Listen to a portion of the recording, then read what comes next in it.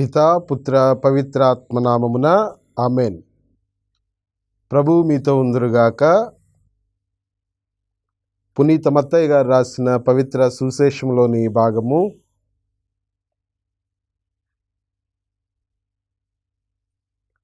పునీత మత్తయి గారు రాసిన శుభవార్త 12వ అధ్యాయము 38వ వచనం నుండి 42వ వచనం వరకు. బోధకుడా, నీవు ఒక గుర్తును చూపవలనని మేము కోరుచున్నాము అని కొందరు ధర్మశాస్త్ర బోధకులు పరిసయ్యులు యేసుతో పలికిరి. అప్పుడు యేసు ప్రత్యుత్తరముగా, దుష్టులు దైవభ్రష్టులునగు మీరు ఒక గుర్తును కోరుచున్నారు. కానీ యోనా ప్రవక్త చిహ్నము కంటే వేరొకటి వీరికి అనుగ్రహింపబడదు.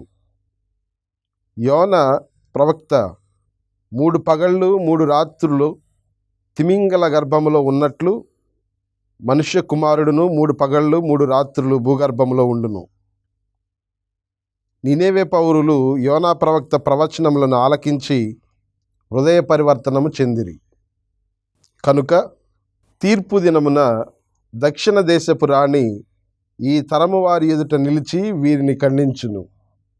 ఏలైనా ఆమె సొలొమోను విజ్ఞానమును గూర్చి వినుటకై దూర ప్రాంతము నుండి పయనించి వచ్చెను. ఇదిగో, ఆ సొలొమోను కంటే గొప్పవాడు ఒకడు ఇచ్చట ఉన్నాడు. ఇది క్రీస్తు ప్రభుని సువిశేషము. క్రీస్తువా, మీకు స్తుతి కలుగునుగాక.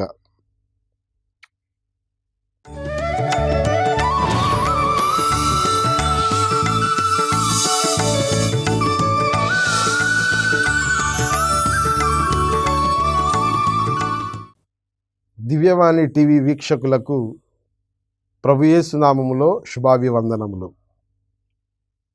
క్రీస్తునాథుని యందు ప్రియ సహోదరి సహోదరులారా, ఈరోజు మనం విన్నటువంటి సువిశేషంలో క్రీస్తు ప్రభు పరిసయ్యులను ధర్మశాస్త్ర బోధకులను ఖండిస్తూ ఉన్నారు. ఒక విషయంలో యూదులు ప్రభువు దగ్గరకు వచ్చి ఆయన బోధనలు విన్నటువంటి సమయంలో ఆయనను ఒక ప్రశ్న అడుగుతూ ఉన్నారు. మనం ఈరోజు సువిశేషంలో మొదటి వాక్యంలో వింటూ ఉన్నాం.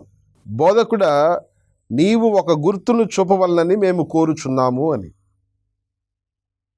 ఎందుకు వీళ్ళు క్రీస్తు ప్రభుని ఒక గుర్తును చూపాలని కోరుతూ ఉన్నారు అంటే,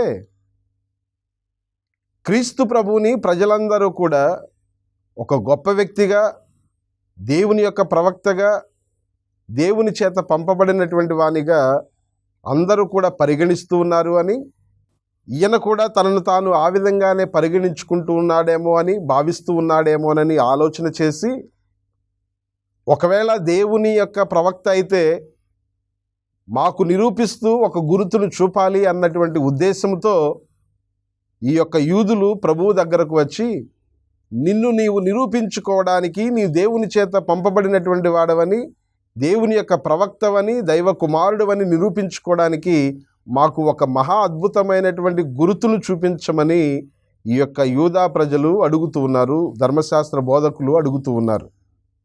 పౌలు గారు కొరింథీలకు రాసినటువంటి మొదటి లేఖలో 1వ అధ్యాయము 22వ వచనములో ఈ విధంగా చెప్తూ ఉన్నారు. ఏమని? యూదులు అద్భుతములను కోరుచున్నారు. యూదా ప్రజలకు అద్భుతములు కోరడము, అద్భుతములను మాత్రమే విశ్వసించటము ఒక పరిపాటిగా తయారయ్యింది. అదేవిధంగా వారి యొక్క దైనందిన జీవితములలో ప్రతిరోజు జరిగేటువంటి పనులలో దేవుని యొక్క ప్రత్యక్షతను చూడటం వాళ్ళు మర్చిపోయారు.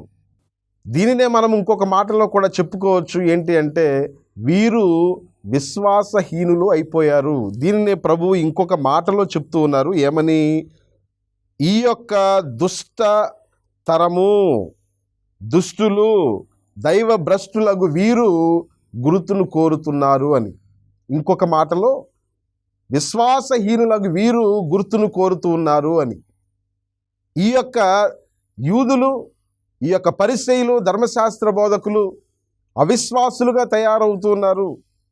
విశ్వాసం లేమితో వీళ్ళు జీవిస్తూ ఉన్నారు. దేవునికి దూరమై జీవిస్తూ ఉన్నారు. వీరిలో పశ్చాత్తాపము అవసరము.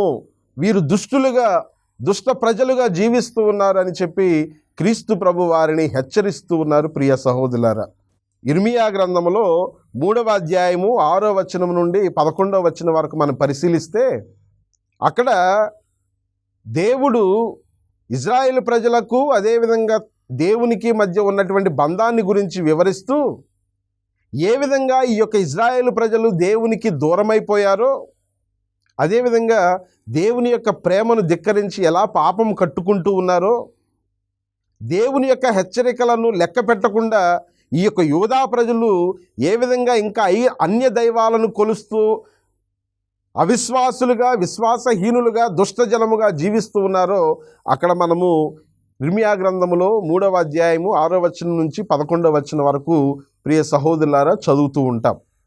అయితే ఈ యొక్క ప్రజలను గురించి అక్కడ మాట్లాడుతూ దేవుని యొక్క హెచ్చరికలను కూడా పెడచెవిని పెట్టకుండా ఈ యొక్క ప్రజలు అన్య దైవాలను కొలుస్తూ దేవుని యొక్క గొప్పతనాన్ని మరిచిపోయి దేవుని యొక్క ప్రజలుగా జీవించకుండా, దేవుని యొక్క బిడ్డలుగా జీవించకుండా, దేవునికి వ్యతిరేకంగా పాపం కట్టుకుంటూ అన్య దైవాలను కొలుస్తూ జీవిస్తూ ఉన్నారు అని చెప్పి దేవుడు ఆ యొక్క వాక్యాలలో వాపోవటం మనం చూస్తూ ఉంటాము. ప్రియ సహోదరి సహోదరులారా, ఆనాడు వారికి ఇవ్వబడినటువంటి గుర్తు ఈ యొక్క యోనా గుర్తు ఏంటి అంటే, యోనా గుర్తు దేనికి గుర్తుగా ఉంది? యోనా దేనికి చిహ్నంగా ఉన్నారు అంటే పరివర్తనకు, హృదయ పరివర్తనకు, పశ్చాత్తాపానికి గుర్తుగా ఉన్నారు. ప్రియ సహోదరి సహోదరులారా, నినివే ప్రజలకు యోనా దేవుని యొక్క సందేశాన్ని ఇచ్చాడు. ఏమని? పాపమును విడనాడాలని, పశ్చాత్తాపం పొందాలని, ప్రభు చెంతకు తిరిగి రావాలని యోనా వారికి గుర్తునిస్తూ ఉన్నాడు. దేవుడు యోనా ద్వారా వారికి సందేశాన్ని ఇస్తూ ఉన్నారు. ఇప్పుడు ఈ యొక్క ప్రజలు మరొక గుర్తును అడుగుతూ ఉన్నారు. ఈ యొక్క యూదులు ప్రభువుని మరొక గుర్తును అడుగుతూ ఉన్నారు. దేవునితో సహవాసం చేయకుండా దేవునికి దూరంగా వెళ్ళి అవిశ్వాసులుగా, భ్రష్టులైనటువంటి వారిగా జీవిస్తూ ప్రభువుని మరొక గుర్తు అడుగుతూ ఉన్నారు. ప్రియ సహోదరి సహోదరులారా, యోనా కన్నా గొప్ప గుర్తు మీ ముందు ఉంది అని ప్రభువు వారికి చెప్తూ ఉన్నారు. నినివే వాసులు దేవుని యొక్క చిహ్నమైనటువంటి యోనా సందేశాన్ని గ్రహించారు. షీబారాణి సొలొమోనులో దేవుని యొక్క జ్ఞానాన్ని గుర్తించింది. సొలొమోనును మించినటువంటి, యోనాను మించినటువంటి దేవుని యొక్క సందేశమైన, దేవుని యొక్క ప్రవక్త అయిన, దేవుని యొక్క హెచ్చరిక అయిన ప్రతి అడుగులోనూ ప్రతిరోజు కూడా వారికి ఇవ్వబడుతూ ఉంది. ప్రియ సహోదరి సహోదరులారా, దేవుని యొక్క ప్రత్యక్షతను మనము గుర్తించగలగాలి. గొప్ప గొప్ప విషయాలు జరిగితే దేవుడు ఉన్నాడని కాదు, నీ దైనందిన జీవితంలో జరిగేటువంటి ప్రతి చిన్న కార్యంలోనూ దేవుని యొక్క ప్రత్యక్షతను నువ్వు గుర్తించుకోవాలి. ఈ యొక్క యూదులు దేవుని యొక్క ప్రత్యక్షతను క్రీస్తు ప్రభువులో చూడలేకపోయారు. దేవుని యొక్క కుమారుని దేవుని యొక్క కుమారునిగా గుర్తించలేకపోయారు. అంటే వీరు అవిశ్వాసులుగాను, విశ్వాసహీనులుగాను జీవిస్తూ ఉన్నారు అని, దేవునికి వ్యతిరేకంగా జీవిస్తూ ఉన్నారు అని అర్థము. దేవుని యొక్క ప్రత్యక్షతను తద్వారా గుర్తించలేకపోతూ ఉన్నారని దాని అర్థం. ప్రియ సహోదరి సహోదరులారా, ప్రభు వారికి హెచ్చరికను చేస్తూ ఉన్నారు. ఇదిగో, మీరు కోరేటువంటి అన్ని గుర్తుల కంటే, యోనా చిహ్నము కంటే, షీబారాణి సొలొమోను జ్ఞానము కంటే గొప్పదైనటువంటి దైవ సందేశము, దేవుని యొక్క జ్ఞానము మీ ముందు ఉంది. కాబట్టి ఆ యొక్క జ్ఞానాన్ని, ఆ యొక్క దైవ సందేశాన్ని మీరు స్వీకరించి గుర్తించండి, మీ యొక్క జీవితాలలో మార్పును పొందండి అని ప్రియ సహోదరులారా క్రీస్తు ప్రభు వారిని హెచ్చరిస్తూ ఉన్నారు. మనము కూడా చాలాసార్లు మన విశ్వాస జీవితంలో ఏదో గొప్ప కార్యాలు జరిగితేనే దేవుని యొక్క ప్రత్యక్షతను చూడగలిగేటువంటి పరిస్థితుల్లోనికి వెళ్ళిపోతూ ఉన్నాం. గొప్ప గొప్ప కార్యాలు జరగాలి, అద్భుతమైన కార్యాలు జరగాలి, నువ్వు ఊహించినటువంటి గొప్ప గొప్ప కార్యాలు జరిగితేనే దేవుడు ఉన్నాడు, దేవుని యొక్క ప్రత్యక్షత ఉంది అనేటువంటి అవిశ్వాస స్థితిలోనికి మనం వెళ్ళిపోతూ ఉన్నాం. Should be able to see the goodness of the Lord in small things in your daily life. దేవుని యొక్క ప్రత్యక్షత, దేవుని యొక్క ప్రేమ నీ జీవితంలో, నీ దైనందిన జీవితంలో ప్రతి క్షణంలోనూ, ప్రతి గడియలోనూ నువ్వు చూడగలిగితే ప్రియ సహోదరులారా, నీ జీవితంలో నీవు దేవునికి దగ్గరగా జీవించగలిగినటువంటి వాడు అవుతావు. ప్రియ సహోదరులారా, ఈ క్రీస్తు ప్రభుని యొక్క సందేశాన్ని ఆలకించుదాం. క్రీస్తు ప్రభుని యొక్క హెచ్చరికలను మనం మన యొక్క హృదయాల్లో పదిలపరచుకోవడానికి ప్రయత్నం చేద్దాం.